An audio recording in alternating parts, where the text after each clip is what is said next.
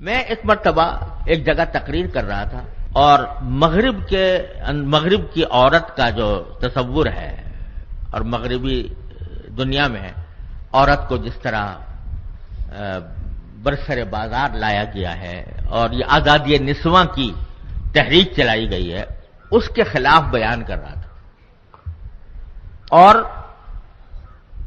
الحمدللہ اس کے اوپر کئی تحریریں بھی میری موجود ہیں، تقریریں بھی ہیں، اور اس میں میں نے یہ بھی کہا ہے کہ حقیقت میں یہ عورتوں کے ساتھ ایک بہت بڑا دھوکہ کیا گیا ہے آزادی نسواں کی تحریک. اور یہ عجیب فلسفہ ہے مغرب کا کہ اگر ایک عورت اپنے گھر میں اپنے گھر والوں کے لیے کھانا پکائے تو وہ تو رجت پسندی اور دقیانوسیت ہے، اور وہ عورت اگر جہاز میں ایئر ہوسٹس بن کر 500 آدمیوں کو کھانا سرو کرے اور ان کی ہوسناک نگاہوں کا نشانہ بنے تو یہ آزادی ہے. آج مغربی دنیا میں جا کر دیکھ لو، پس سے پس کام عورت کے سپرد ہے. کہنے کو تو یہ کہا گیا کہ ہم عورت کو اونچا باہر نکال رہے ہیں، اس کو اونچا مرتبہ دینے کے لیے تاکہ وہ صدر بن سکے، وزیر اعظم بن سکے. لیکن صدر وزیر اعظم تو کتنی بنی، لیکن لاکھوں عورتوں کو سڑکوں پر گھسیٹ دیا گیا. وہ نچلے سے نچلا کام ان کے سپرد ہے. ہوٹلوں میں لوگوں کے بستروں کی چادریں تبدیل کرے گی تو عورت کرے گی، جھاڑو دے گی تو عورت دے گی، ویٹر بنے گی تو عورت بنے گی. غرض دنیا بھر کے پس سے پس کام اس کے حوالے کر دیے گئے ہیں اور اس کا نام رکھ دیا گیا آزادی نسواں. یہ مضمون میں بیان کر رہا تھا تو بعد میں مجھے ایک مسلمان خاتون کا ایک خط آیا اور اس خط میں اس نے لکھا کہ آپ نے ماشاءاللہ آزادی نسواں کے بارے میں بہت اچھا بیان کیا اور بہت اچھی تحریریں لکھی ہیں، اور سچی بات یہ ہے کہ اس پر غور کرے آدمی تو آزادی نسواں کا جو دھوکہ ہے وہ سمجھ میں آ جاتا ہے. لیکن میں آپ سے ایک بات پوچھتی ہوں، وہ یہ کہ ہمارے اللہ تعالیٰ نے اسلام میں جتنے حقوق عورت کو دیے ہیں ان میں سے بہت سے حقوق ایسے ہیں جو ہمارے معاشرے میں پامال ہو رہے ہیں. کبھی آپ نے ان کے خلاف بھی آواز اٹھائی؟ کبھی آپ نے اس پر بھی تنقید کی کہ ہمارے معاشرے میں اللہ تعالیٰ نے تو عورت کو یہ حق دیا تھا اور ہمارے معاشرے میں یہ حق نہیں دیا جا رہا؟ تو کبھی آپ نے اس کے خلاف بھی کوئی تقریر کی، اس کے خلاف بھی کوئی تحریر لکھی؟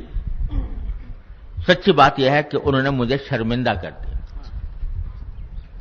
اس لیے کہ واقعتاً ہمارے معاشرے میں خواتین کے ساتھ بڑی ناانصافیاں ہوتی ہیں، ایسی ناانصافیاں جو شریعت کے بالکل خلاف. مثلا اللہ تعالیٰ نے عورت کو وارث بنایا ہے. مجھے یہاں کا حالات تو پوری طرح معلوم نہیں ہے، لیکن ہمارے پاکستان کے بیشتر علاقوں میں عورتوں کو میراث نہیں دی جاتی. ان کو میراث جو شریعت نے ان کا میراث میں حصہ رکھا ہے وہ میراث ان کو نہیں دی جاتی. تو مجھے خیال آیا کہ واقعتاً ہم نے کبھی بھی اس برائی کے خلاف کوئی مؤثر آواز نہیں اٹھائی. اسی طرح شریعت نے یہ حکم دیا ہے کہ عورت کا نکاح اس کی مرضی کے خلاف نہیں ہونا چاہیے. صاف صاف احکام ہے نبی کریم صلی اللہ علیہ وسلم، البکر تستأمر فی نفسہا، کسی عورت کا نکاح اس کی مرضی کے خلاف نہیں ہونا چاہیے. لیکن ہمارے بہت سے معاشروں میں عورت کی مرضی لینے کا کوئی تصور ہی نہیں ہے.